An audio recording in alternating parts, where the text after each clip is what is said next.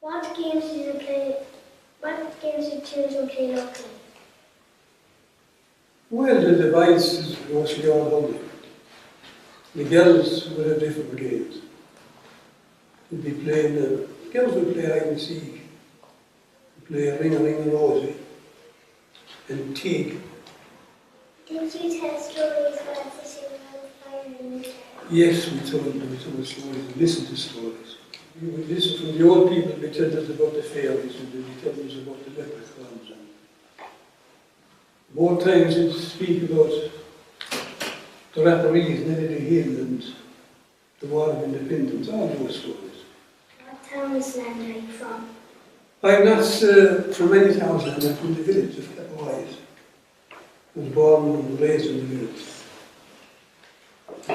Do you know how the townsland got its name? The village of Cappawhite, yes, there's Kappa was the old name for the village. And it seems when the Whites came to Kappa House in around the 1700s, they just claimed that they added the name White to Kappa White. Where did you get your water? We got our water from a pump in the square in Kappa White. And we had a fountain, there were a number of fountains throughout the village. Actually, there's one fountain up the road there in front of Tom Murphy's house. And that's where we got the water. And then we were away down by Kieran Devery's house, down the Westerdale, that was called the Ladies' Well. And the people from that side used to get the water there. Did people emigrate from here to America or elsewhere in former years? Yes, people emigrated to all parts of the world from Cappawhite. I have relations in the Argentine, America, Canada, South Africa and Australia. Can I just ask, long ago when you went to America, how did you travel? When I went to America, long ago by boat. Boat and ship. Weeks, it was taking about 6 weeks. And previous to the big ships, I think it was taken, I mean the boats just taken months. Lord. And months to get to Australia. It would be 6 months in the high seas to get to Australia. So there were tougher times than now. Did you ever cut turf from the Red Hill? Yes, I cut turf from the Red Hill. I didn't cut turf, but I saved turf, I footed turf and spread turf. It was during the war, 1940, I think it was got to put the turf. During the 39-45 war. And the whole parish went to the war. We used to cut the turf up in the Red Hill, but more people put turf up in Hollyford and above Hollyford and overhead Doon. But the majority might say that all the people cut the turf in the Red Hill. And how did they bring it home? Well, home by horse and cart and donkey cart. Did you hear any story about a horse getting killed coming down from there? Yes, I saw the horse, I knew the horse that got killed. And the bridge, Oh, right. The bridge broke. And the horse ran, he wasn't able to take the turn at the bridge. It's the bridge, as we call it. He went in over it. And I was there the following day when the local man did for a lot of years. John Reen, he knew. And of course, they made a kind of a something like a stairs along the side of the cliff. And got the mule down, and the mule pulled the horse up the valley. I can remember the same as yesterday. It was a sad day for everyone, wasn't it? God, Yeah. Was actually, if the horse had kept going, there was no way, of course, the horse in full flight would get around the corner. But if he had, he would have caused an awful lot of trouble. There were, I think there were 3 donkeys and carts that were up with women and children. Right. If he had got around the corner, There'd Been worse damage, yeah. Yeah. Because they wouldn't have known to pass. When you came to school in Cappawhite, did you wear shoes? We wore shoes, yeah, we wore boots mostly. Because from the 1st of May, everybody took off their boots and shoes. Went barefoot? Went barefoot. You had, I know, our master, it was Mr. Hamilton, he was a Kellyman. He wouldn't want you to see you going in the 1st of May into school with your boots on. So everybody went barefoot. And we liked it, we enjoyed it. Where was the local fair held? The local fair was held from the time I can remember, was in the street. But at one stage, I think the fair was held in the fair green here. The Cappawhite fair was supposed to be one of the biggest fairs in Munster, and just have to figure out why it was the biggest fair in Munster. We had no way for anything in the parish. And the buyers had to get drovers. There'd be drovers from all over. And they tried to get them to the railway station in Dundrum. And I think they'd get 10 shillings for driving to get them from Cappawhite Fair to Dundrum station. And then they were loaded onto the wagons in Dundrum at the railway station. Which was the great fairs of the year. Well, I'd say the August fair was known as the Gooseberry Fair, and the Axman's Fair, that was the Christmas fair, they were the biggest. Sorry, what did you call the Christmas fair? The Axman's Fair was known as the Axman's Fair, Right. Christmas fair.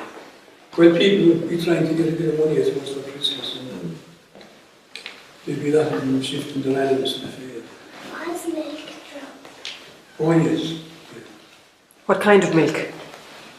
We used to call new milk, fresh from the cow, and separated milk. People were simply not separated milk. Separated milk came from the cream milk. The milk was separated from the cream. And farmers would use it for feeding calves and feeding pigs. So people used to drink it as well. And where did the people in the village get the milk? Carouse we used to get our milk from Carouse in Cappawhite. When we had cows, we had a number of cows. My father was sold the cows and he got into age. And we aspired to milk from Carouse in Cappawhite. It was a pub in Cappawhite, there on the square. They sold milk to lots of people in the village. Was meat often eaten? Meat, I wouldn't say often eaten in the old days. When people kept pigs. And they also had bacon and pork. And I'd say this butcher's meat was probably only bought on a Sunday. What kind of meat was generally eaten? Mostly bacon and pork. In my early days. Fish, the Irish were never known as big fish eaters. People used to go to the rivers and catch trouts and that. But any fish I eat in my young days was trouts, so we was catching the rivers. Were certain kinds of food eaten on certain occasions? Well, I'd say yes, at weddings. Could be a variety of food, you know, wedding cake, which you wouldn't have every day in the week. And you'd have dessert and all those, which wouldn't be normally. In my time as a young fella, we wouldn't normally only have once a week. But there were, yeah. Cakes, ice cakes, like the wedding cake would be ice. So novelty for young like me at the time, about it. So it's still a novelty, I'd say, for about it in the wedding cake. When you spoke about weddings, would they have been in a hotel or at a house? Or they were in houses. I can remember I was best man for an uncle of mine. I was about 19, There was 14 or 15, the weddings that they had. Very few people going to hotels then. Would the bride have worn a wedding dress or would she have worn a suit? A suit, I don't remember a suit now. I don't remember wedding dresses. Vessels were used different cups and different colors. Oh, we used to use tin cups and tin bowls. I can remember them quite well. They were made out of tin. The tinsmiths would use to make it, but they come around from door to door selling. Did you ever drink tea from a jam jar? Yes, indeed, I did drink tea out of a jam jar. As a matter of fact, I'd say I drank tea out of a jam jar for 2 years. I was working in Finance Bakery to play into this jam jars we used to use. Nothing wrong with it. Do you remember your saying that Father? Yes, I can remember what stage, yeah, that's big as well as in English. I remember the first one I learned was to Ayaka Fada and the English up there. That means to get along Dina who mean got road that each year the east of the Ghana bar. Obviously, the Ravine bar and so on the Ega bar. But that means that following house went on hard that people trust everything in foreign countries was much better than the things at home, which wasn't true. Do you know local song? Local song, yeah, well, the most local song would be, I suppose, lovely Cappawhite. You sing it. Well, I'll try a verse of it, if I can think of the words of it. When I was in old Ireland, my mind was nice and free. I sported with my comrades wherever sport could be. In rambling or in gambling, I always found delight. On in my own dear native home, sweet lovely Cappawhite.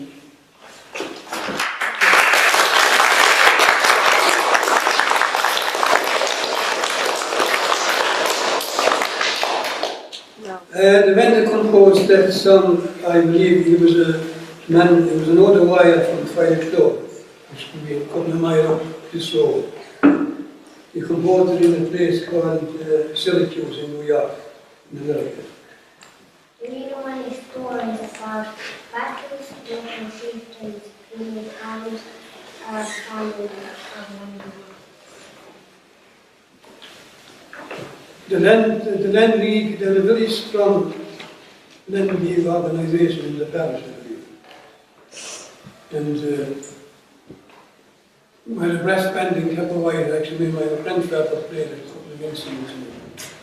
And they played some of the evictions, so the eviction, the lower do. And they played several evictions, and there were some people evicted from the lower part of the parish. And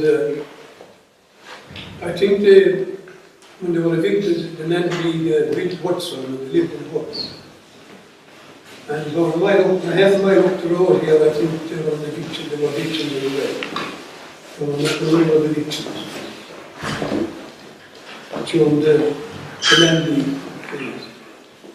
Michael David was the mayorman that founded the Land League. And I think it was started in Kilmanalla in County Kilkenny, the first branch of the Land League. And why did people play? Why did they play music at an eviction? They played to give support to the people that were evicted. Right. You see, at the evictions you had the sword, the place of sword. And they had what they call battle rams. They'd break down the doors. Yeah. Knock down the house and throw everyone Knock down out. the house and burn it. What changes have you seen in the area over the years? Well, I've seen lots of changes over the years. As I said before, We from water we had pumped in the square, that's gone for years. With fountains, they disappeared. The square, all around the square of my time as a young fella was cobbled. So they were, the cobblestones were all removed. The church was built in the square. Since I was a young fella. The church was built in the 60s. And I suppose houses are much the same. In the old part of the village, the houses are the same. Just ask you about going to school in Cappawhite. Did you wear short breeches Short trousers, yeah. with braces? Did you wear Braces, again and again. And what about the school here in Cappawhite? Was the boys and the girls separate at that time? They were separate, yeah. The boys, we had Mrs. Conway was teaching, I think, from infants up to second class. And then we went out to the masters, third class up to sixth. And the master, of course, at the time, always had his cane, if you were on the wall. You could tap the cane in the hand. If he slept. So I often got a few steps. My old Master Andrew Kellyman from Kinmare used to have it polished. Because 2 feet off of the handle of a brush. And you have it painted lead. And we were stuffing steel. I remember we had a big somebody one day breaking it, cut it up, broken into small pieces. And he had a key in the following day, and we were never caught for a key for a seat. What they wouldn't use unless you were guilty of something. The red hill. I'm sure you were a number of you over the red hill. You probably got to the red hill, did you? Yeah. Nice walk up to the red hill. Yeah. And it's very red. The hill is very red, and that's why it's called the red hill. Yeah. But at the foot of the red hill, on the road, there's a new road leading down to Fizell. Yeah. And about 20 years in there, you'll see a more hill. Yeah. Yeah. And that's known as the Famine Board Hill. The Famine Board Hill, it was a relief project during the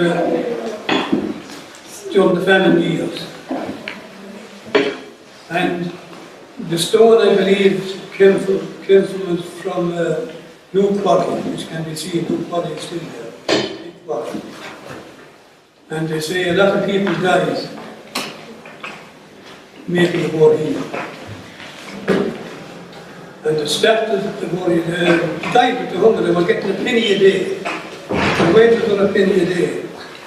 And the workers were bringing to the state and purified it at that stage were getting a shilling a day. So people were dying from disease as well as hunger. And a lot of people, they say, died up there in the famine board here. And I've asked 26 people, all adults, in the last 12 months, did they know what the famine board here was in the parish? And 6 people knew. 20 hadn't a notion. They're all adults. And I'm trying to promote it as much as I can. Because I think it should be developed and kept as a tourist attraction. So because there was no work in the area and people were so poor. Yeah, during the famine. And I'm not sure, I think it was Viscount this road, the road of the land. It was probably needed to just to help. It's a way of helping. Yeah. A penny a day, that's what they were getting. And you say many people died. They say many died on the spot. Yeah. And the started just out, the Maureen started just out near the Foxglove on the Luke Road. And it went up, I think, parallel, up as far as Luke Valley, and then it's on its way up towards Red Hill. And the famine It seems independent, that was the end of it. And it was meant to carry on the morning as far as his road, the 5 o'clock road. Probably that's what they had in mind, to connect up with the Halifax and the White Road. Yes. Now, Paul, you tell us about the plane crash on the Red Hill. Red Hill. It seems that the pilot, he lost his bearings anyway, and he crashed into the hill. And he was killed instantly, of course. And they were searching, they were helicopters searching the following day for him, because they knew he had gone astray around, things went wrong around this district. So when we heard this, I went up there, and I saw the pilot inside in the seat, and he was crouched over like that, and he was a man from Florida, 26-year-old pilot from Florida in America. And he was flying the plane from the Isle of Wight to Nairobi in Africa. But they were touching down in China. Two of them, one of them made it. He failed to make that. So a lot of us went up the following morning to see that another crash. And I can remember putting my hand on the pilot's back. You know, the trousers on him, he had no shirt on his wrist. And he was bronze in the sun. 26-year-old pilot. But I can remember the truck went up there then and bringing down the plane. A few days after the crash. I don't know, in 1960, it was 69. 69, yeah. It was long, yes. But it was sad. Very sad to see the pilot inside in the seas. After flying from the Isle of Wight to Shannon to meet his end in the Red Hill.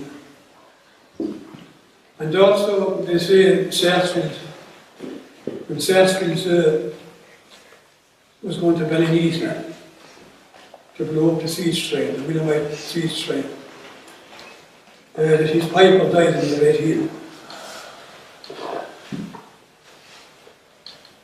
So, well, that's, I used to hear the old people saying that, well, it was through the light and all this. They used to claim that where he was buried anyway, that the ground was, the grass was green there. So I looked for the green grass up in the hill and I could never come across it. As a young fellow, we couldn't just look there and look for it. All the notes that were kept and written from London in the custom house during the Civil War, which was an awful piece. Everything on end of the hill. And galloping home and all those referees and people that were oppressed people, you know, that were fighting for their rights. And all went up in smoke in the custom house was blown up, burnt by the IRA during the Civil War. So a lot of the stuff we have is only handed down from father to son.